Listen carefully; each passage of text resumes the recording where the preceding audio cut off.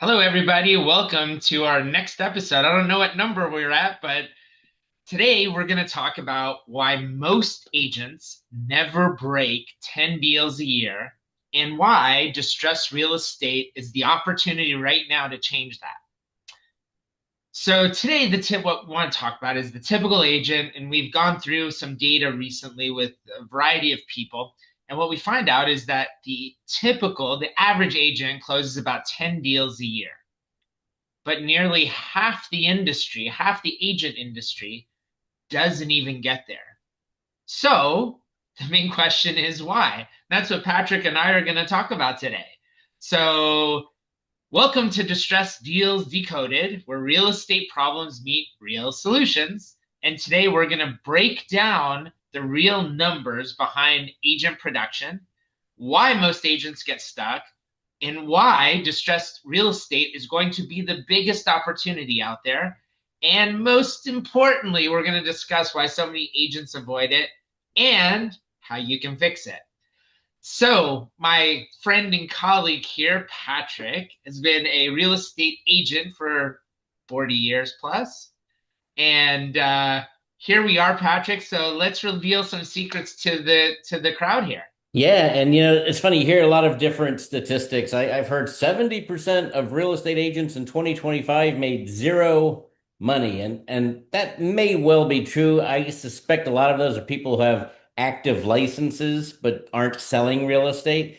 But according to NAR, the National Association of Realtors, yeah, that median number is 10 transactions. So half the industry is doing far less than those. And I do know a bunch of people that are doing onesie twosie. So there are many reasons for this. And as you mentioned, Steve, I've been in the business a long, long time. I started off doing basic traditional real estate, and it's really not a work ethic problem for the most part.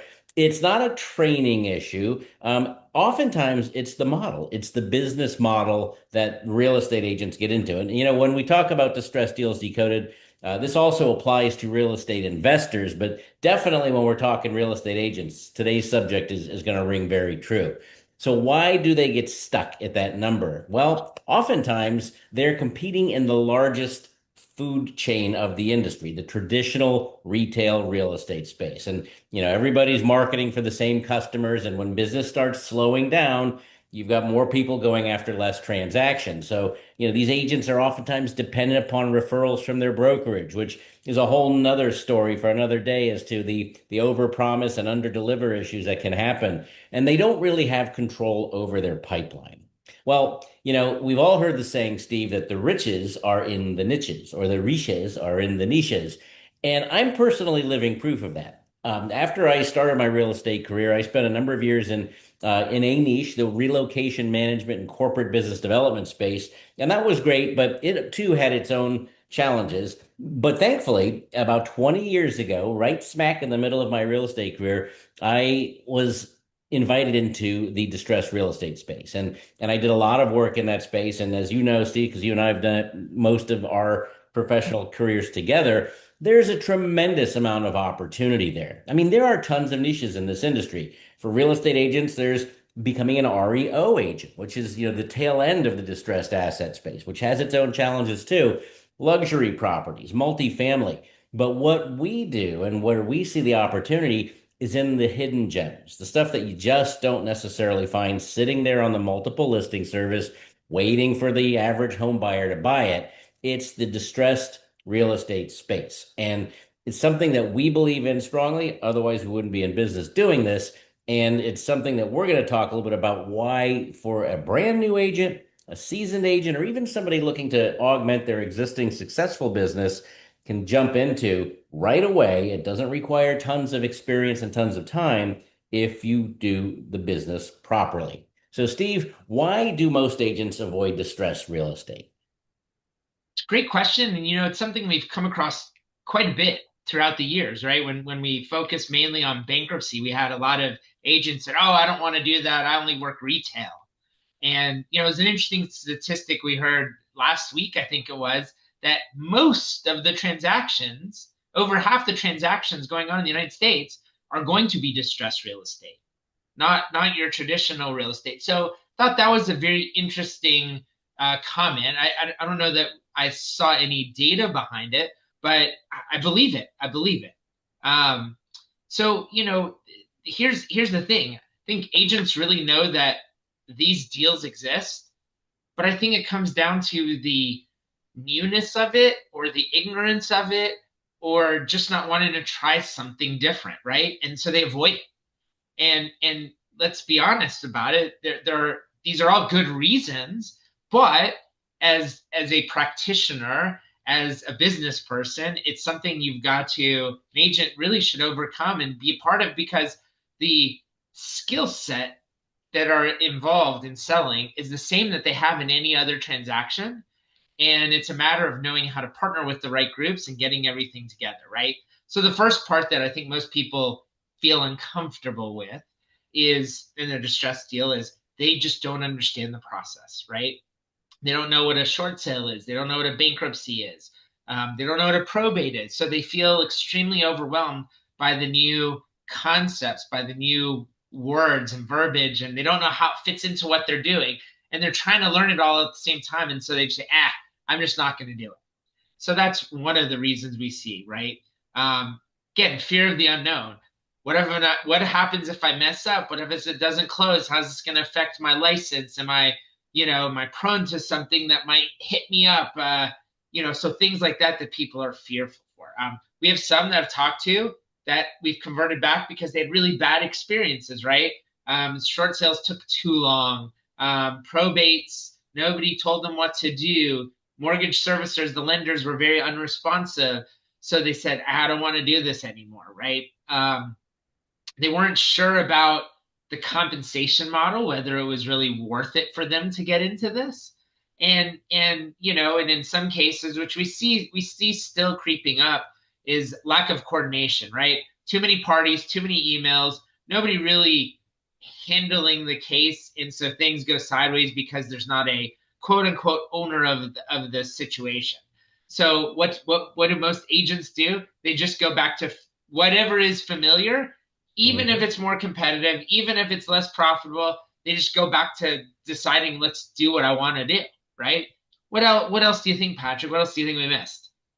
Yeah, I think you're spot on. I mean, and to your point, one of the things that any professional in any industry doesn't want to do is look ignorant or stupid or make a mistake that could cost them or their customers money. And so that really is the biggest piece of the puzzle, that fear factor.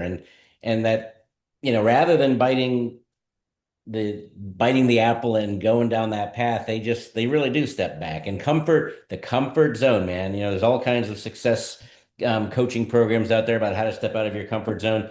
It really is a challenge. But one of the things that I love about distress, there are always great mentors that you can latch on to, whether it's asset resolution advisors or somebody out there that's been in the space long enough can be a great resource for you to work on. And so we would encourage anybody that's watching this, don't let fear hold you back. There's a lot of great reasons to get into the distress space. So Steve, what are some of the opportunities that we're seeing in distress right now?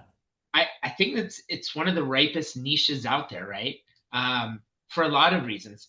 Number one, it's where the opportunity is. Distressed assets, right? Defaults are at its highest level ever, excluding the Great Recession in '08 and '09. So, we're up there and it's continuing to grow.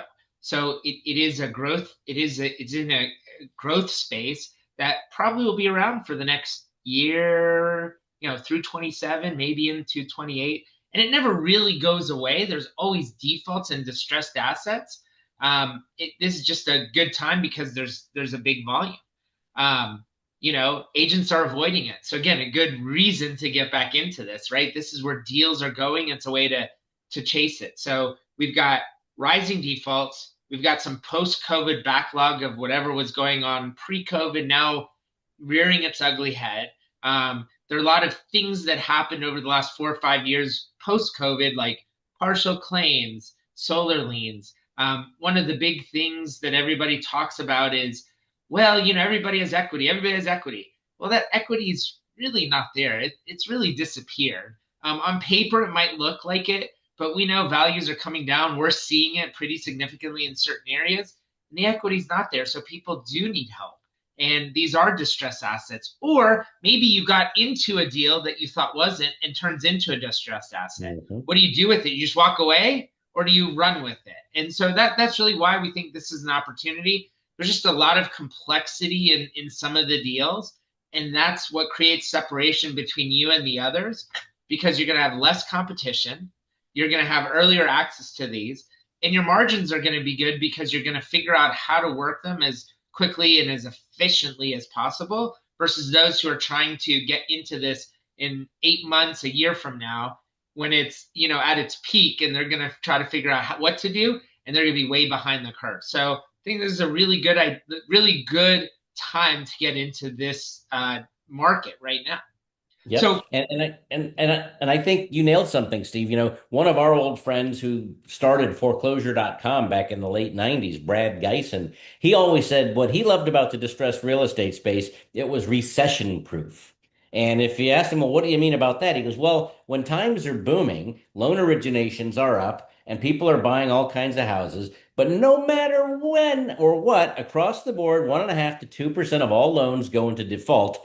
So when there's a boom and there's a lot of loans, that 1.5 to 2% is a big number. And if you're in distressed real estate, you can work with those. When everything goes south, you mentioned the Great Recession, or even just now recently, although loan originations may not be spiking, but the default rate grows. So now instead of 1.5 to 2%, we're at 4%. There's still more business out there. The only experience you and I had was at the end, well, during and at the end of COVID when foreclosures stopped altogether. That was a major anomaly. And of course, we weathered that just fine.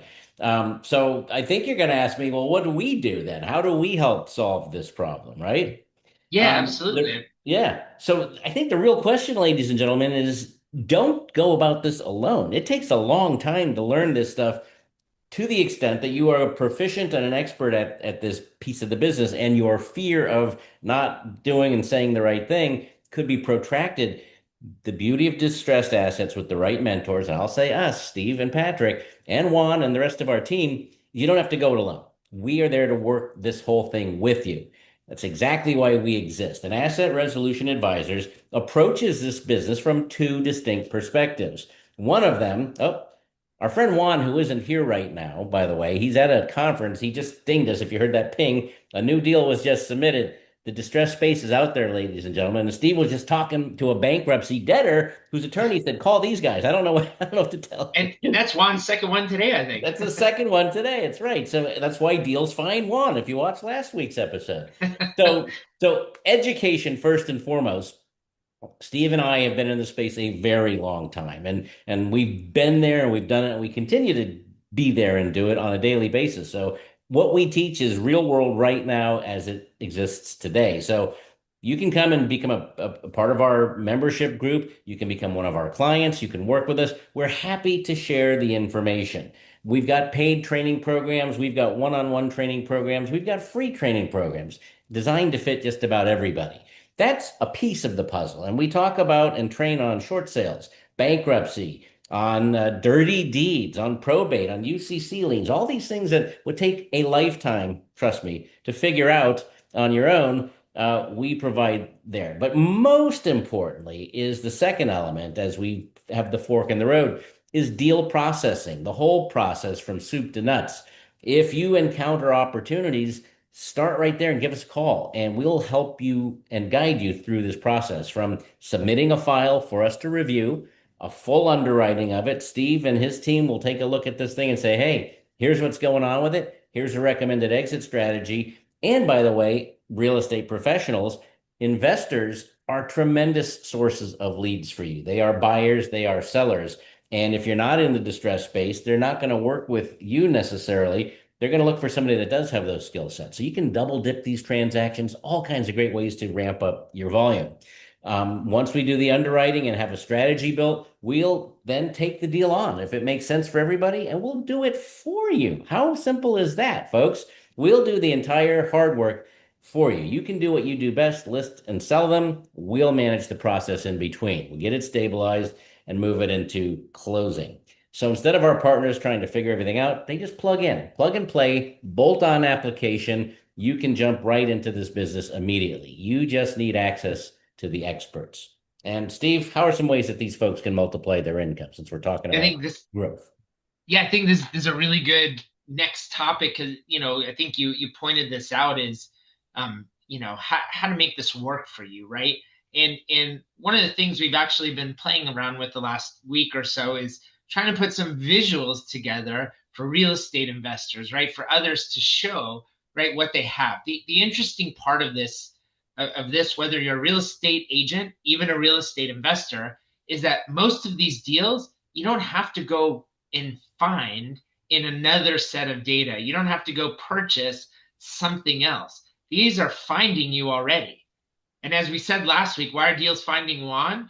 And it's the same thing here is he recognizes that there's a deal here. And it's the same thing for agents and real estate investors. You have the deals within the framework of everything you're doing today. You don't have to go buy anything different. You just have to be able to monetize off what you have. So Mhm. let's talk about it, right? Um, the reason you don't do it is you're worried about how to get these deals done. And the key to this is having a system in place, right? That's where you can monetize off the deals in different ways.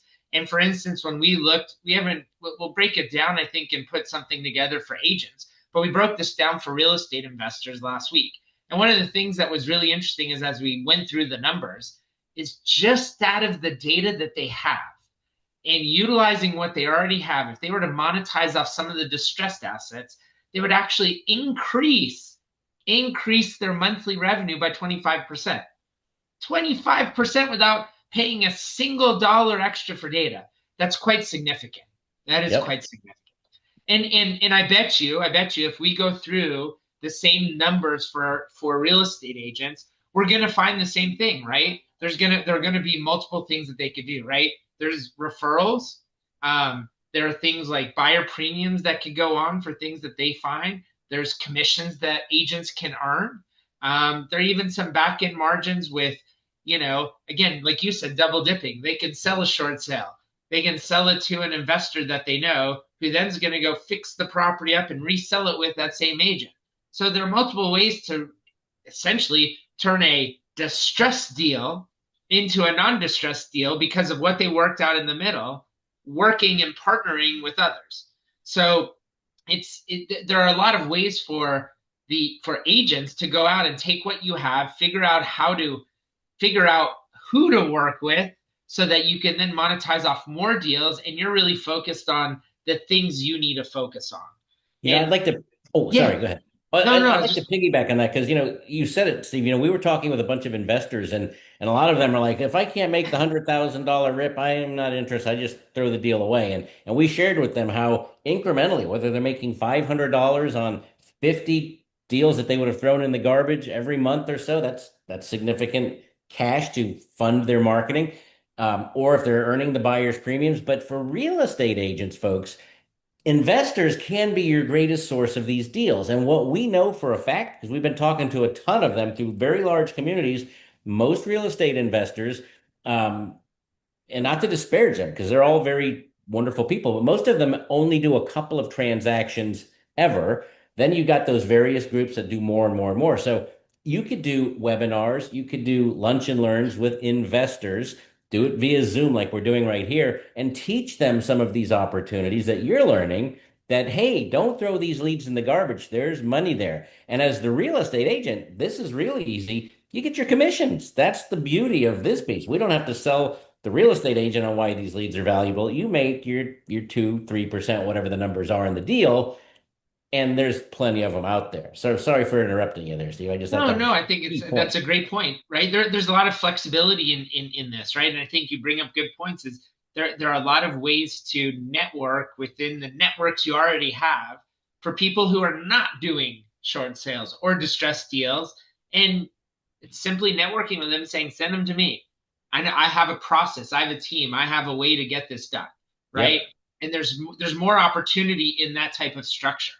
No question. And I would tell you one other thing. As long as I've been in the distressed real estate space, anytime I talk to somebody that knows me, oh, I heard you're in real estate. What do you do? Oh, well, I deal with pre-foreclosures and wing, their ears perk up. I hate to say it, it's one of the sexiest topics there is in real estate. Everybody wants to know about the pre-foreclosure. How do I get these deals? So even your regular customers could come out of the woodwork and say, you know what, I'd like to do something. Or they might say, you know what, I'm glad you mentioned that. I'm dealing with an issue right now. I'm going through bankruptcy. Maybe you can help me out.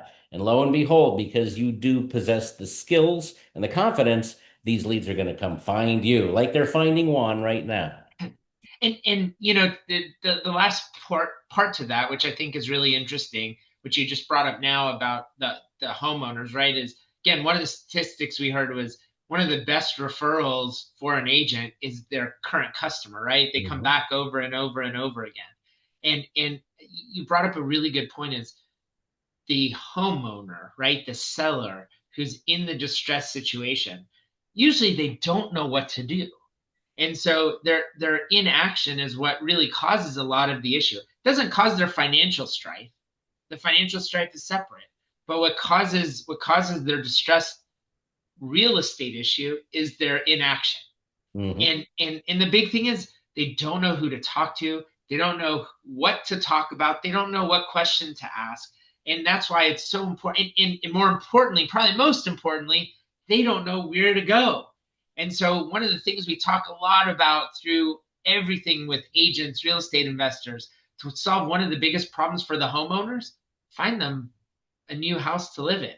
Find Yeah. them a rental place. Find them somewhere that they can go. Most real estate agents or networks or groups are really dialed into available housing, right? They have rentals, they have apartments, they have all sorts of different ways that people can jump in, right? Real estate investors who need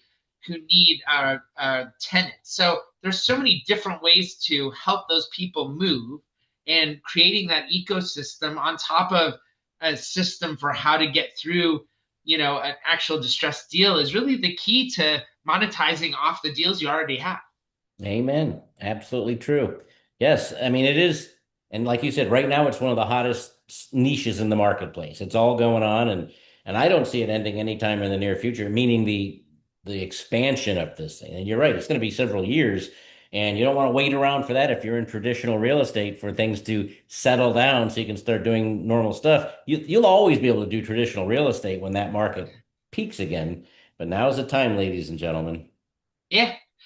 All right. Well, if you're an agent, an investor, or a real estate professional, and you want to learn how to work distressed opportunities without being overwhelmed, you want to have deals underwritten and structured properly and understand how to work a deal or create multiple income streams from the various pieces of data or the deals that you already have, come join us in our community at Asset Resolution Advisors. Because at the end of the day, the best deals are the ones most people walk away from. Amen With to that, that. I'm going to end it. Patrick, any last departing words for the group out here? Yeah, no, just, if you're watching this, like us, shoot us a comment. If you'd like some more information, just reach out to us. We're happy to share everything that we offer to everybody. That's what we're here for. This is our last hurrah in this business, and we want to go out with a bang. So, Steve, I thank you for hosting this. We're going to go ahead and end this recording, and we're going to see everybody next time. All right.